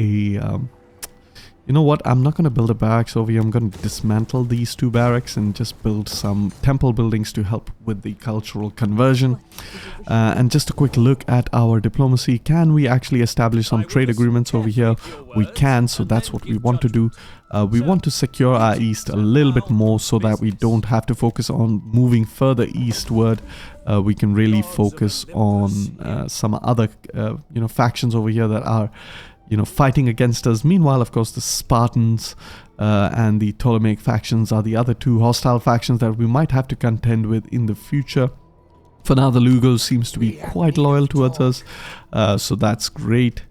And yeah, apart from that, diplomacy seems to be fine. We're going to take a quick look at our politics. Of course, make sure that none of our political parties drop too low in loyalty, thereby triggering a civil war. We can go ahead, marry off some character, go ahead and improve the public order in Hellas. All right, perfect. And what we also want to do is, with this new character, just get some food as well. This should help reduce our influence even further. That's 62 now. We should try to get to respected in the Senate, and that's where we will try to remain for the remainder of this campaign. However, just about one more turn left before we can go ahead and get those Atlas elephants, and then we can begin our attack on the Lusitanan. Let's just go ahead and cancel our trade agreement with the Lusitanan, because in about a couple of turns we should be able to launch our attack of them. However, down up here in the north, we can go ahead and attack Iadar. However, they do have a Roman army that's moved closer towards the settlement, and oh my god, they have a lot of Roman armies over here. So I'm not sure if I should attack Iadar or if I should actually just stay put instead. You know what, I am going to just be a little bit more creative over here. Maybe we can attack this area. I don't think we can. I think maybe we can. I'm not entirely sure. I think we should be able to. But you know what? I'm not going to take a chance. I do not want to lose my fleet over here. So we're just going to retreat and just play a little bit defensive. And then just kind of get a line of sight. See what the Romans exactly are up to over here. We can deploy over here. Take a quick look at the Norii. What is their current status? Okay, they're fighting and they should be fairly friendly towards us. Maybe we can ask them to join the war against the Romans, kind of cause a minor distraction for the Romans. Non-aggression. Okay, I'm not against that, but for now, okay. You know what? Okay, I'm gonna take that non-aggression. Hopefully that will improve their loyalty towards us, and then ask them to join the war against the Romans real quick. Let's just give them a bit more money, and there you have it. Okay, they're in war against the Romans. They're pretty weak because the Insubrians are attacking them, I guess, which is really concerning because yeah, the Insubrians could potentially wipe them out, and they have a pretty good army over here. That being said, we're going to take a quick look at all of our characters. Okay, fantastic. We can level up this character over here. Go ahead, get a couple of those abilities. And we want to attack this Odrysian stack as quickly as possible. But we are going to be a little bit patient with that. We're just going to wait to replenish a little bit. And then we are going to go ahead and push into the Odrysians. 7 turns over here to recruit a Carthaginian elephant. So things are looking quite good. Our economy could look better, but we are in the process of upgrading it, of course. And hopefully we should be able to reform our economy in the near future. For now, we are just a couple of turns into the reform. So we have about 8 more turns before we get rid of all of those malices, and we have about 8 more turns to reduce our influence even further. In fact, if we reduce it just a little bit more, we will get rid of some of the harsh penalties like the public order, as well as the morale for all land units, which is going to be really, really significant in our campaign. However, with that, let's just go ahead, end the turn, and I will see you all in the future when we're ready to attack the final stronghold of the Odrysian kingdom. Alright, welcome to the next turn. Let's force subjugation. Some characters have increased and returned back. So let's just quickly upgrade those characters, and we have a champion over here, which is kind of nice. Let's go ahead, give him some abilities, and we have, of course, the Governor General over here. Which we can focus on, of course, the Empire Maintenance, since of course Empire Maintenance is the most that's hurting us right now. We can even upgrade our slave pens, which is actually really good. That should boost our economy a little bit more. Quick look at all of our other provinces. We're looking quite good. Of course, we have leveled up over here, which is also great. We can build just a simple temple over there. And of course the other regions over here, we can dismantle this building. Go ahead, build that over there, build more temples, and we can focus on these things over here. Go ahead, upgrade all these settlements as much as we possibly can. And in about the next turn, we should launch our invasion of the Odrysians. We will be able to wipe them out. In fact, we could be able to wipe them out right away, but of course we are dealing with a situation over here. We are waiting for these guys to kind of improve the public order just a little bit more. So that's fine. Meanwhile, we can start to move our spies towards Rome, since we have dealt with securing our Balkan region. Unfortunately, the Romans are moving towards the Nuraeans. But what we can do over here is we can go ahead and attack the settlement using a fleet, which will not be a great auto resolve, but we can also use the army and this should improve the auto resolve a little bit in our favor. 78%, pretty happy with that. Let's just go ahead and just loot the settlement since it isn't our culture, and we're going to move back towards Epidamnos and level up this character, focusing on, of course, we don't need to focus on the ramming ability. We can just focus on the replenishment for now. Get that public order. If there's any ability that'll improve the replenishment rate, that should help for now. And what we can do is we can deploy this army into the port of Yadar in the hopes of course, replenishing. Meanwhile, this Roman army, they shouldn't be able to reach us, but just in case, we're going to try to just sabotage the army, get the supply sabotage. We were not successful, so they perhaps could reach us, which is a little bit concerning. Not that concerning, but it still is a little bit concerning. Quick look at our politics, since we are still under the process of reforming our government. As you can see now, the loyalty is looking really, really good. But what we want to do is keep improving our public order, beginning with, of course, the lowest public order. And we can even improve the food situation, so let's just go ahead and do that. Numidia seems to be a pretty decent province in order to focus that. Influence is at 61%, just a couple of turns more and we will be in a pretty good spot as far as our influence is concerned. Meanwhile, we can see if we can actually marry off any of our other characters. We can't really do that for now, so we're pretty happy with this. Meanwhile, we can also keep improving the zeal of this character, and none of her characters can actually help with improving the authority because she's already pretty maxed out, but we can also educate one of our children, so let's just go ahead and do that. For now, we're looking quite good, just slowly but surely trying to reduce all of that, and also try to reverse the public order decline. A lot of our provinces are looking pretty bad. Let's just take a quick look and see where exactly we stand as far as public order is concerned. Hispania is looking pretty good. Main concern is, of course, Sicalia. Some of the other provinces also starting to make a slow comeback. Speaking of which, we have also built up our barracks over here, so we can go ahead and recruit the Atlas elephants, which is the long-awaited elephant unit. And there we have it. We have a couple of Atlas elephants. Actually going to move this army all the way up here to the north, just so that we don't have to spend too much time moving towards the Lusitania. And then we're going to get a couple of these Atlas elephants. Let's just go ahead and we can get a couple more over here as well.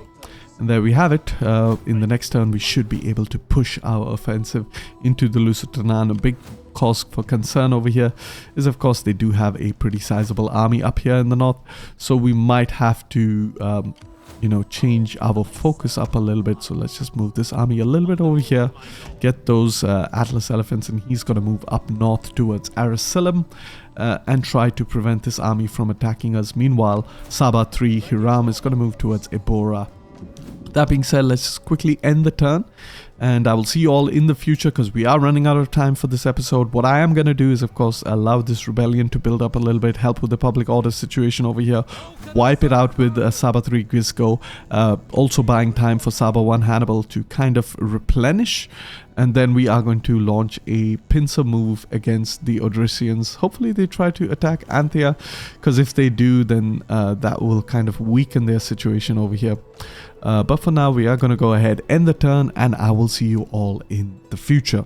Alright, welcome to the future. I had just dealt with the rebels and therefore taken a little bit of casualties, but we are being attacked by the Odrysians over here.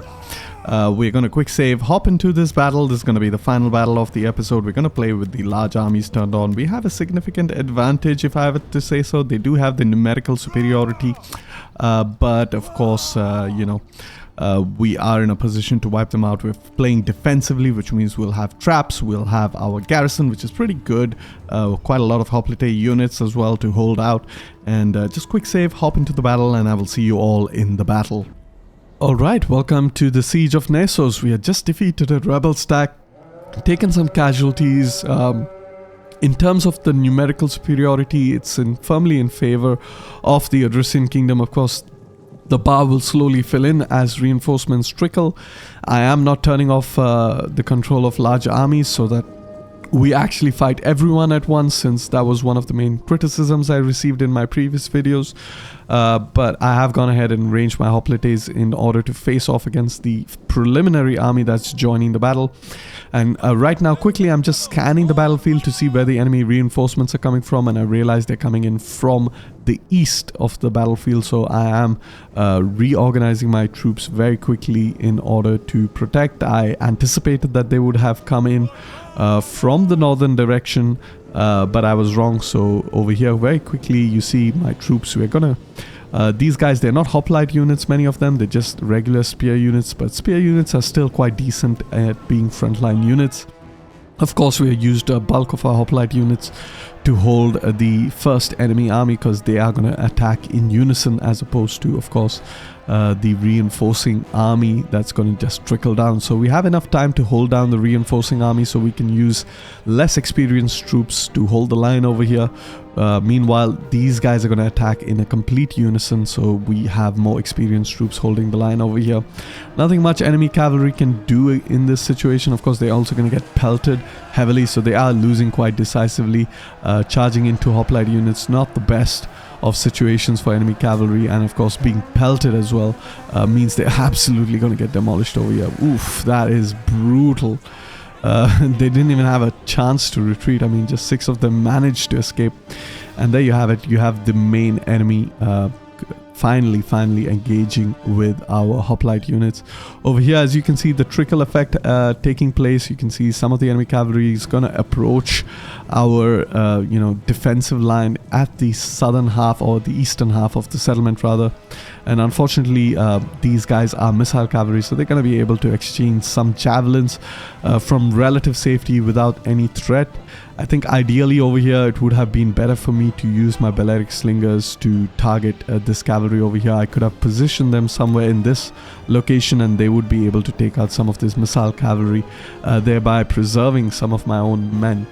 Over here, we're just waiting with our cavalry as well as our elephant units. Some of them are half strength because we auto-resolved that engagement against the enemy rebellion. But regardless, they're going to be able to dish out some serious morale penalties to the enemy, and that's exactly what we want to do. We want to break this enemy army as quickly as possible so that we can redirect our hoplites to hold off the masses of enemies that are slowly trickling down towards the rear of our settlement.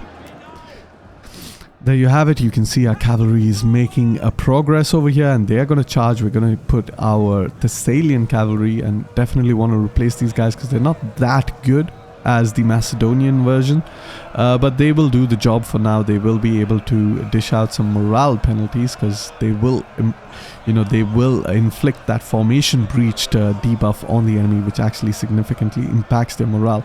So that is exactly what we're trying to do. We're trying to break the enemy morale as much as possible. Unfortunately, some of the enemy units turn around to face us, which is not a very good situation for our cavalry. Meanwhile, you can see now I'm slowly more confident in trying to get my elephants into the fray. We're moving them, and the idea over here is to use my elephants to target these units over here, since for the most part we have taken care of the units over here. Meanwhile, as you can see, our spearmen on the rear have been kind of whittled down a little bit thanks to that javelin fire. But we are still holding quite firm, so we're not taking too many casualties. We will be able to hold the line just in time. All the way around over here, you can see I'm using my melee troops like my Agrianians, sellswords, as well as, of course, my Thracian, Romphii warriors. I forgot I hired these guys, so these guys are going to be able to do quite a lot of damage as well. And the idea over here is to actually flank this huge blob of enemy formation. All the way over here, you can see my elephants have finally managed to reach the enemies. A lot of them are already wavering, so this elephant charge is going to be absolutely devastating for them. They're not going to be they're pretty much not going to stand and fight for much longer. Of course, they are Romphii warrior type units, so you've got to be very careful when it comes to elephant units. But the main thing over here is we're going to dish out that morale penalty and ensure that they're completely shattered. So we've gotten rid of one of the Thracian units, and more importantly, we are going to try to attack the other unit. But you can see over here, it's a very dangerous situation. They're turning around to face our elephants, which is actually quite dangerous because these Rumfayas can deal quite a bit of damage to our elephant units. You can see that bonus versus elephant at 29, but it's a little too late for them to do so. They have already taken quite a lot of penalties and of course a lot of morale damage, and their general's also been killed, which means they're going to take even more morale penalties. So that was a pretty good charge from my elephants. We did not lose a single elephant unit, and right now you can see that our rear is starting to crumble, which is rather unfortunate, but our hoplites are free to reposition and protect the gap that is forming over here. So that is exactly what I will try to do. We have just about 4 minutes left to the battle, which means we are very soon about to win the battle.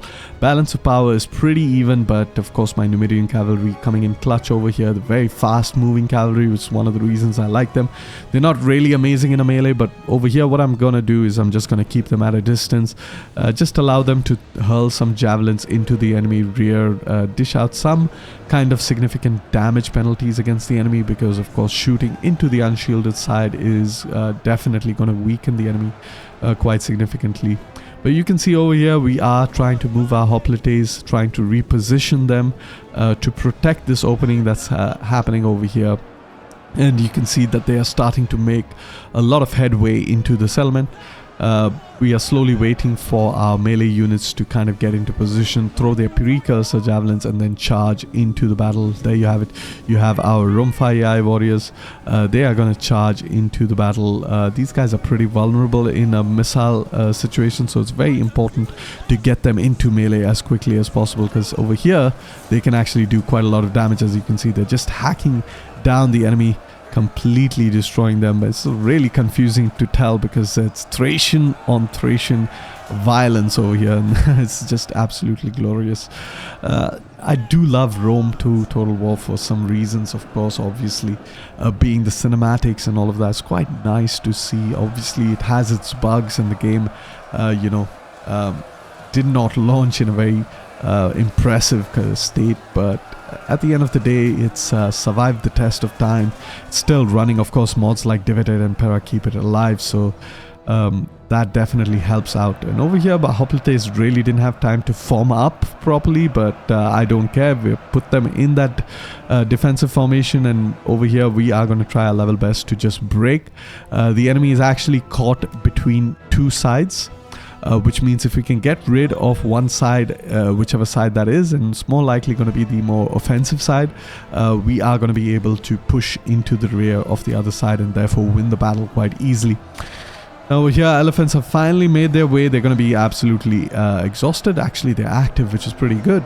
And of course over here you can see our units cheering because they realize they are winning. There we go, just hacking over here against the enemy. Some of them still cheering. And there you have it. We have managed to crush one side of the enemy forces. We are going to try to keep pushing the pressure and try to completely break this side of the battlefield as well.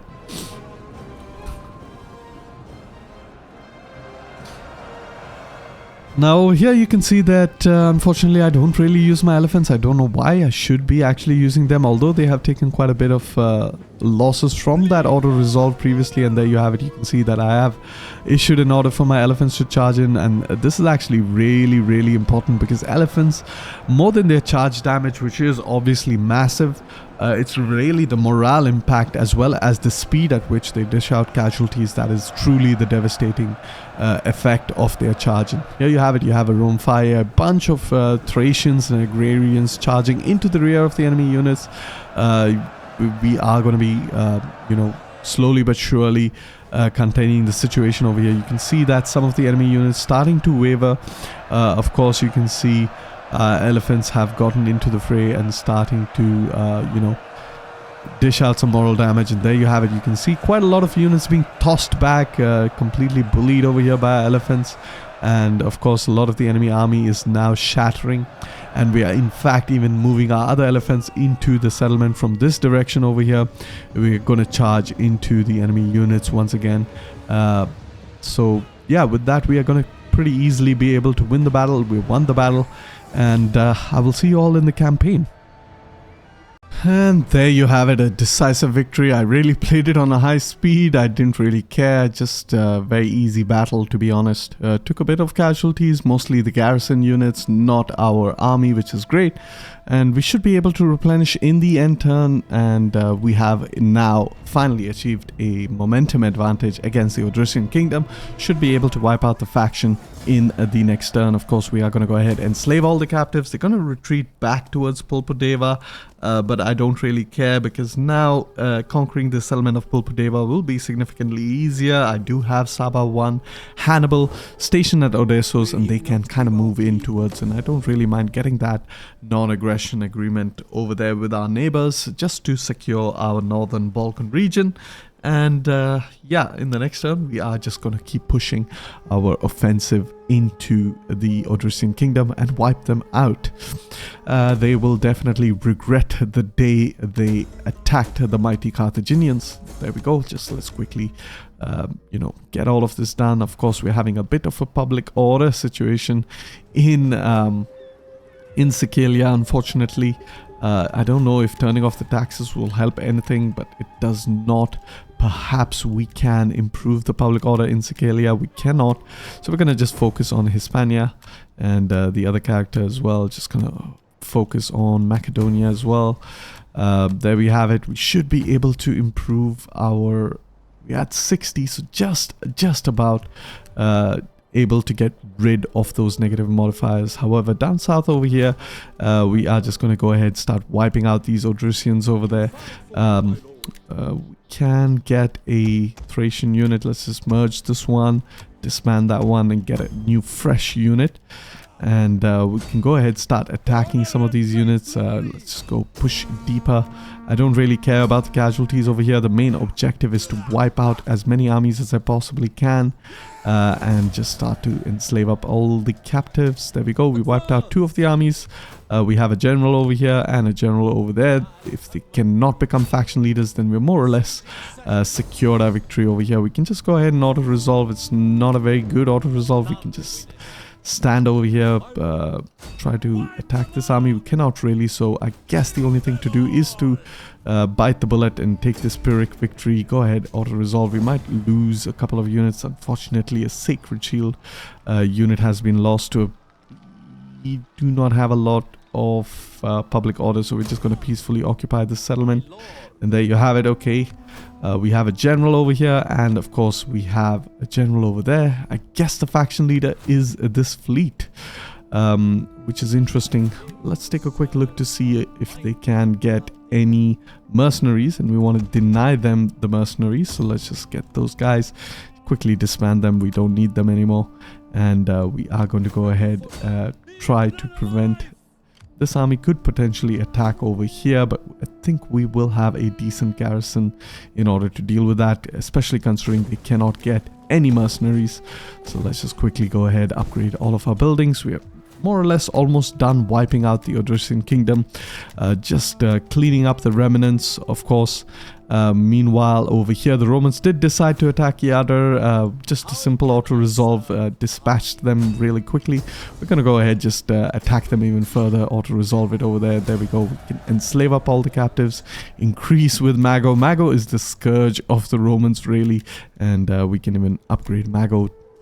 Meanwhile, Yadar's decent garrison, not entirely sure about the population, so we can't really replenish over here. So what we are going to do is just move towards Delaminum. I think that's going to be the play. And meanwhile, we can move this fully replenished fleet all the way up north towards Yadar, go into the port, kind of defend the settlement of Yadar.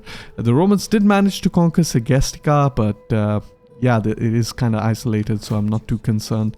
We can go ahead and eventually liberate over there. We can send our spy back into the Italian peninsula, of course, in the anticipation, of course, of our eventual invasion of the Italian peninsula. There we have it. Mount Vesuvius is off So things not looking good for the Romans or whatsoever. We do have some legions over here, so it's going to be a little bit difficult to launch our invasion into Rome, but I'm not too concerned. We are looking quite good as far as our public order is concerned. We're just about going to get a rebellion over here, unfortunately, in of course Sicilia, so it's no point. We might as well move this guy back towards Libya. And the last and final thing we want to do is to eventually declare this war against, of course, the Brigantines or the Lusitanen, and we're going to deploy our diplomat over here. Hopefully we'll be able to peacefully acquire the settlement from the Averni. The Averni don't really like us right now. We can perhaps, we do have a non-aggression with them, but we cannot establish a trade agreement with them. So might be a little bit hard to get that settlement off of them. But for now, we are in a pretty good position. Not sure. I did see an army of the Lusitanen up here earlier in the episode, so they could attack Arisalem, which has got a rather weak garrison. So I'm not yet comfortable declaring this war against them. It'll take about a couple of turns before we can go ahead and declare the war against the Lusitanen. However, with that, we can go ahead and end the turn. We're just going to wipe out the Odrysian kingdom, of course, and then we are going to call it a day as far as this episode is concerned. Yeah, that's about it. Alright, welcome to the next turn. We're going to crush the riot. We had a slave revolt at Panormos, but to our good fortune, the Sicilians actually dealt with that slave rebellion, so we're looking quite good. Of course, we're still losing public order. We have about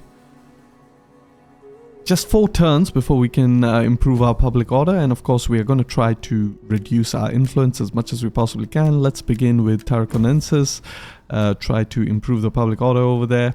Quick look at the other characters, see if we can improve. I don't think we really need to focus on any of these other characters. Instead, we can use Jezebel to get some food over here, because we have quite a good loyalty, but I think I kind of made a mistake, because of course we definitely want to reduce our influence. So let's just improve the public order in Thrace. Hopefully this should reduce the influence a little bit, and there we go. We have much better public order for now, but definitely we'll have to improve that in the future. Of course, -12 with the government reform should help out a little bit.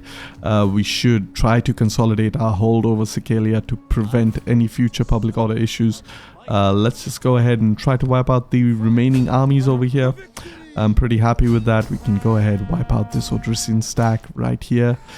Go ahead and slave all of this. Mago's looking pretty old. Gisco's looking pretty old, so we might have a few characters dying really soon.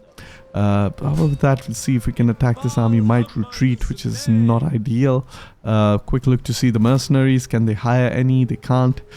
So I'm pretty happy with that.